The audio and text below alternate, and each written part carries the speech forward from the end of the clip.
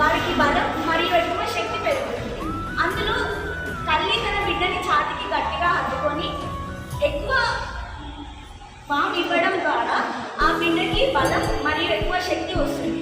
అలా చేయడం ద్వారా తల్లికి మరియు బిడ్డకి అనుబంధం కూడా ఎక్కువగా పెరుగుతుంది.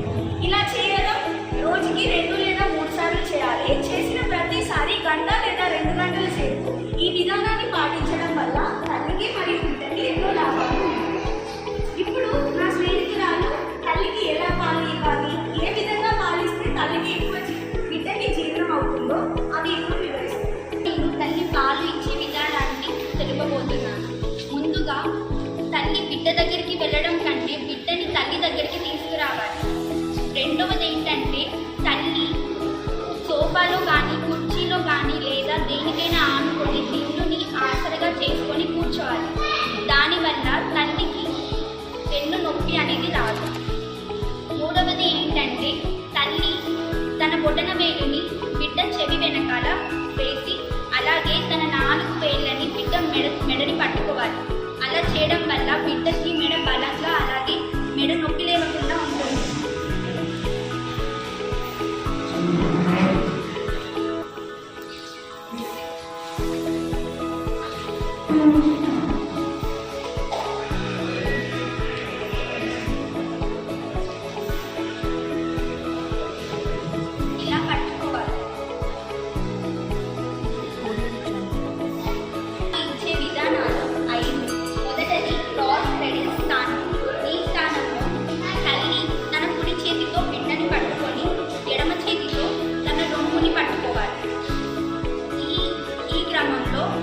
మెడ వంగకుండా చూసుకోవాలి. అలా వంగితే బిడ్డ గొంతులో పాలు ఆగిపోతాయి. సో అందువల్ల బిడ్డ మింగలేదు పాలను. అలాగే బిడ్డ ముక్కు మూసుకోకుండా కూడా చూసుకోవాలి.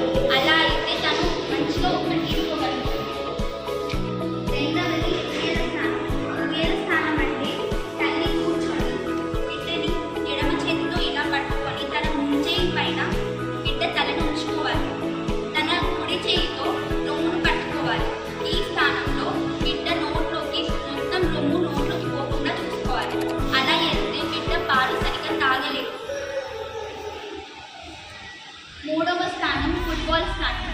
ఫుట్బాల్ స్థానం అంటే మనం బాల్ని ఎలా పట్టుకుంటామో అలా బిడ్డని ఇలా పట్టుకోవాలి. బాల్ని మనం ఇలా పట్టుకుంటాం కదా, అలాగే బిడ్డని కూడా పట్టుకోవాలి.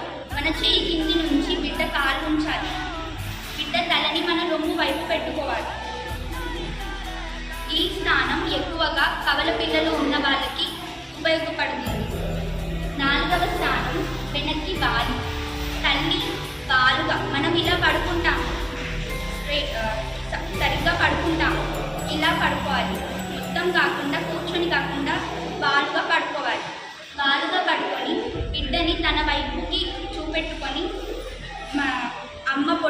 పడుకోబెట్టుకొని పాలివ్వాలి.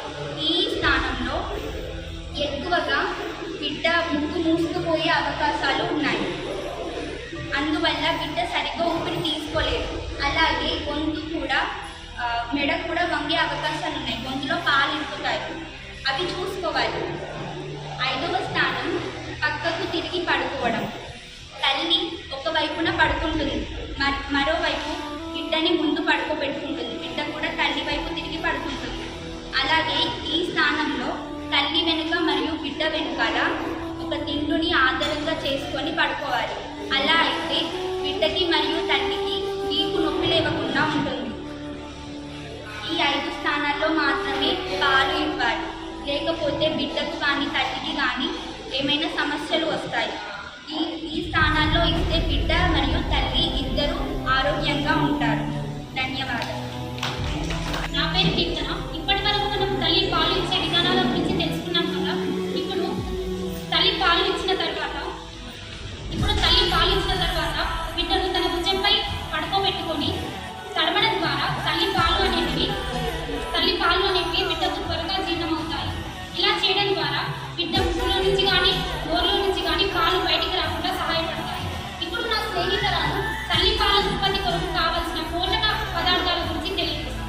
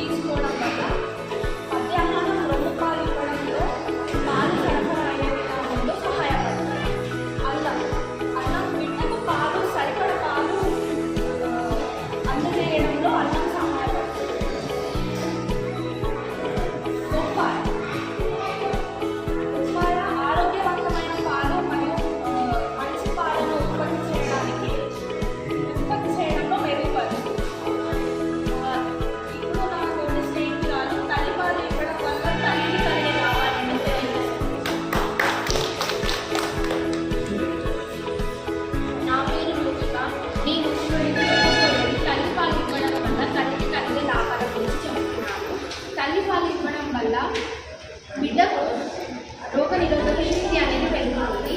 అలాగే బరువు పెరగడానికి కూడా సిద్ధపడుతుంది. తల్లిపాలు ఇవ్వడం ద్వారా యాంటీ ఆక్సిడెంట్స్ రిలీజ్ అవుతాయి. అవి రిలీజ్ అయినప్పుడు మన రక్తస్రావాన్ని తగ్గించుకునే శక్తి పెరుగుతుంది. తల్లిపాల వల్ల కూడా చాలా ఉపయోగాలు ఉన్నాయి. బిడ్డకు బలాన్ని దయచేస్తాయి. కొంతమంది తల్లులు పాలు ఇవ్వరు, ఎందుకంటే వారి అన్నం పోతుందని తల్లి పాలు ఇవ్వరు. కానీ దానివల్ల రొమ్ము గడ్డలు వస్తాయి. దానివల్ల కూడా రొమ్ము క్యాన్సర్కి పాలు పడుతుంది. ధన్యవాదాలు. నా తోటి స్నేహితురాలు తల్లి పాలు ఇవ్వడం వల్ల పిల్లలకు కలిగే లాభాల గురించి మీకు వివరించారు.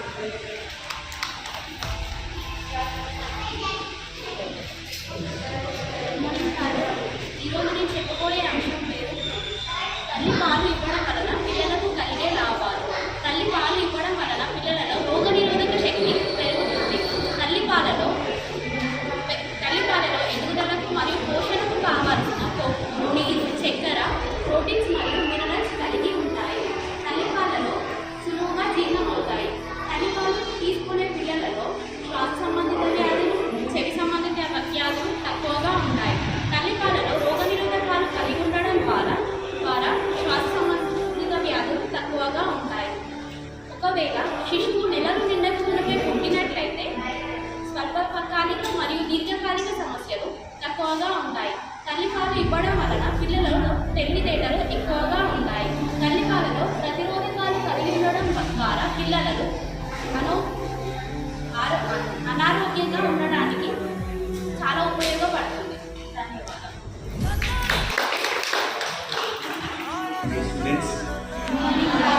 సో నేను డైరెక్టర్ని, హాస్పిటల్ డైరెక్టర్ని. ఇది ఏం చేశారు ఇప్పుడు అర్థమైంది కదా మీకు.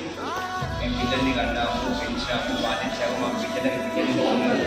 మీరు చెప్తే మేము వినాలా అనేది లేదు. సో మీరందరూ చేస్తారు, మీ బిడ్డలు తెలుసు, మనవాళ్ళు తెలుసు, మనవరాలు తెలుసు, కానీ ప్రాపర్గా చేయడం, పద్ధతిగా చేయడం అనేది తెలియదు. ఊర్లో విలేజ్లలో ఇలా పాలివ్వాలి, ఏం తినాలి, ఏం తినకూడదు అనేది మీకు తెలియదు కదా.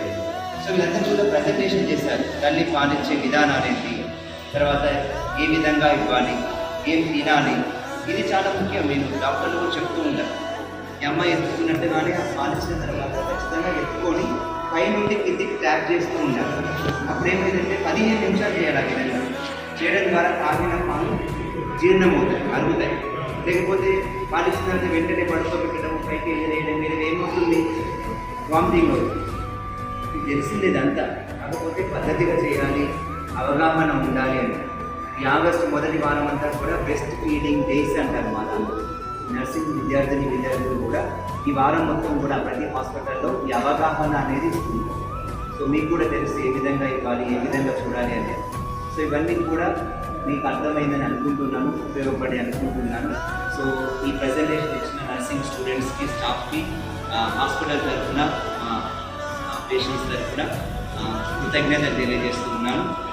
సో మీరు కూడా అవగాహన చేసుకొని మీ పిల్లలకి కానీ మనవళ్ళకి, మనవరాళ్ళకి కూడా చెప్పాలి, చెప్తూ తోడ్పడాలి. ఏ విధంగా చూడండి, ఇదే వస్తువులు ఇవన్నీ కూడా ఏ విధంగా తినాలి, ఏం తినాలి అనేది కూడా ఈరోజు మీకు ప్రజెంటేషన్ ఇచ్చారు. సో పేషెంట్గా ఇక్కడ కూర్చొని కృతజ్ఞతలు. Thank you.